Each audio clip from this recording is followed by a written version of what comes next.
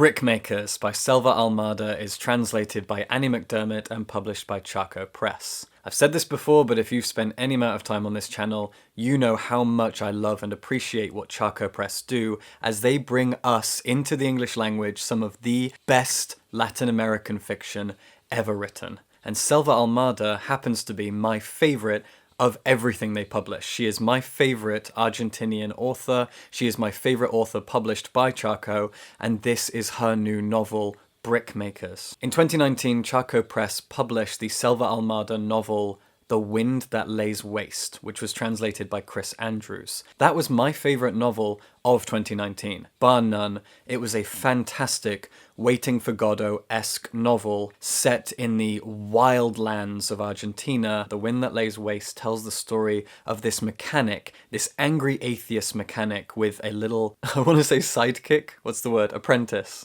A little apprentice, and the two of them have to fix up a car that is owned by this very passionate and fervorous priest, and he is travelling with his daughter. The entire novel is an argument between the atheist mechanic and the travelling priest, and it's about masculinity and how men argue and share their opinions, agree and disagree, etc., etc. And it is a very gothic and dramatic novel, and it was my favourite of that year. Following on from that, in 2020, Charco Press released this, I don't even know what to call it, Dead Girls. It was also translated by Annie McDermott, and it was a piece of journalistic fiction about femicide in Argentina.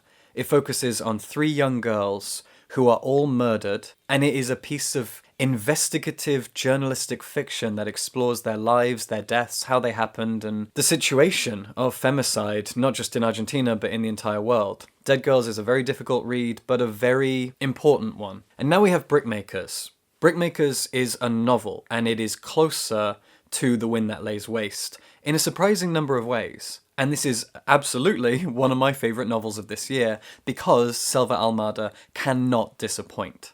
Brickmakers begins at the end, in media res. Our 2 protagonists are 2 young men, and they are lying, dying on the floor of an abandoned, travelling, fairground theme park thing. The Ferris wheel is looming overhead, and the 2 of them are bleeding out on the floor. They have killed each other in a knife fight, and they are both taking in their last breaths. But how did we get here? This is what the novel sets out to ask. And this question, how did we get here, kind of has 2 meanings. One meaning is, how did we get to this point? Narratively, how did we get here? But also, how did we get here? Like, how did we get to this? How did 2 young men end up dead at night in a fairground, having stabbed each other to death? It's so awful. How did we get here? Well, that's what Brickmakers is about.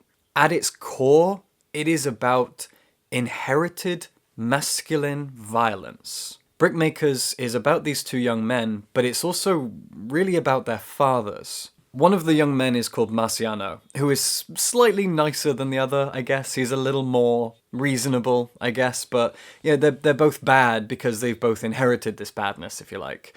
Marciano, which literally translates to Martian, his father died when he was young. His father was a brickmaker. He inherited the family business, I believe, but Marciano's father one day is killed. He's leaving a bar where he's been gambling and drinking too much, and as he's leaving the bar, he's shot in the back and then has his throat slit. Up until that point, we learn a lot about Marciano's father, his marriage, what he was like as a dad, what he was like as a human being, and it's mostly drinking and gambling. The other young man is Pajaro, and his father was very much the same kind of a guy. He also became a brickmaker. He managed to get his hands on this forge and become a brickmaker, and he and Marciano's father are constantly at war with one another. They are always fighting. They're neighbors. They argue, they fight, they threaten each other constantly. They are aggressive, drunken, gambling, cheating, abusive men. And they are teaching that to their sons. Brickmakers is very clever when it comes to how it explores its timeline. It isn't really concerned with chronology, but it also is because everything Selva Almada does in terms of the chronology of this novel is done on purpose. Brickmakers constantly flits back and forth, back and forth. You've got the present, if you like, which is these two young men dying on the floor, but then it'll flip back to long before they're born. And then it'll flip to when each of them is, say, 10 years old, 5 years old, their birth. And it seems to have no care for chronology. It moves around as it sees fit. But it does all of that thematically. There is a thematic development of the chronology of the story. Every time it flits backwards suddenly a few years and then forwards and leapfrogs over the chapter before it and goes back and forth like this, it's doing it to build up these characters thematically. It goes from moment to moment as those moments are relevant to us, the reader.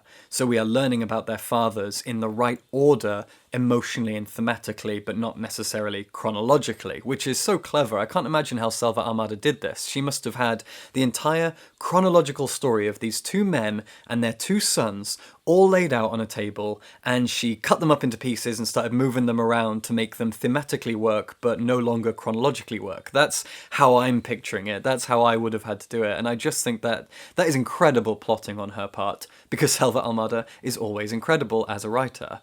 And this chronology keeps the book very, very fresh. The chapters are very short. It's a 200-page book, and the chapters are usually 3 or 4 pages each, and they move and move and move, and it really feels like a story in snippets, a story in tiny little vignettes almost. But we are still, through all of these many, many vignettes, we are getting these characters' lives and their stories and their personalities, their relationships, their situations, their jobs, etc., etc. This is a book at its core, as I said, about inherited aggression, what fathers imbue into their sons, and it's not good. It is about the problem of masculine aggression. It is the global societal issue that men are aggressive, men are dangerous, men are not taught to deal with their feelings, and they pass all of those mistakes of personality and emotion into their children. And the mistakes go on being made, and in this novel, as you know from the very first page, it ends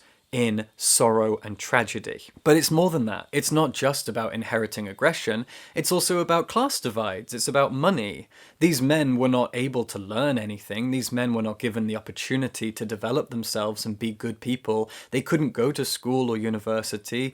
Their lot in life kind of dictates how they end up and what they teach their children. There is a lot to unpack here. About money, about capitalism, about class divides, about societal dangers and pressures, about family divides. There's so much going on here. You can take as much from this as you can sift through. You can just keep going. You can look at this in terms of looking at fate and destiny. You can look at the problems of raising children and the strain of it and the responsibility that we put on ourselves, or that we should put on ourselves or don't put on ourselves.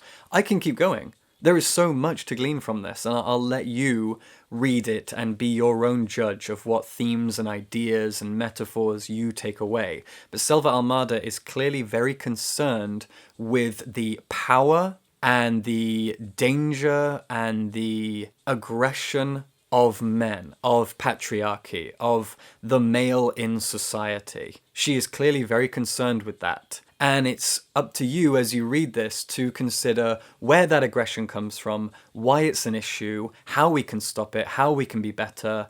And it's not always down to the personal level. It's about money, it's about education, it's about society, it's about class, as I say. There's so much to unpack here, there's so much to explore. Brickmakers goes on and on and on in terms of how it explores its themes. And there are also so many other things that are going on here that are very small and subtle. There is homoeroticism and homophobia going on here as well. There is aggression towards animals, a propensity for psychopathic behavior. There is the relationship between men and their wives, mothers and sons, and how we interact when we're at home versus at school versus the workplace versus the pub versus the street. It keeps going. And this is all done with these tiny little vignette chapters that all build up to a 200-page novel which is not very long, and so much is being done here. Just like with The Wind That Lays Waste, this is a novel that deserves repeat reads as you glean more and more from these men as individuals, as characters, and also as symbols and representations of society as a whole in Argentina and in the wider world. I could keep going. I really could. I was so excited to read a new Selva Almada novel. I love it to pieces. I don't love it quite as much as The Wind That Lays Waste because the setting and the theatrical style of that novel spoke to me in particular. And I loved the setting and the characters and the very Gothic theatrical setting. There is an element to the Gothic here because these two young men are bleeding out on the floor and visited by images and memories and maybe ghosts of their fathers. So there's a lot there in terms of the Gothic, but it's small, whereas The Wind That Lays Waste was explosive in terms of its theatricality and its camp, with these big storms and this arid landscape, and oh, it's so good. And this is also so good, as I said, and I don't really need to be comparing these novels. Selva Almada is the one creating them. She is the genius that deserves to be celebrated, as does Annie McDermott. She's really done such a stellar job here with the translation. It is fantastically immersive. It is plotted and paced so tightly, and Annie McDermott drives that forward with her English translation. She is a superb Spanish to English translator, and I'm so grateful to her for what she's done here with Brickmakers. This is absolutely one of my favourite novels of the year. So many of my favourite novels of 2021 have been coming in the kind of tail end of the year, and they just keep piling up, and this is another one. Please check out Brickmakers. Please give your love and attention to Charco Press, Selva Almada, Annie McDermott. This is all such incredible stuff, and subscribe for books.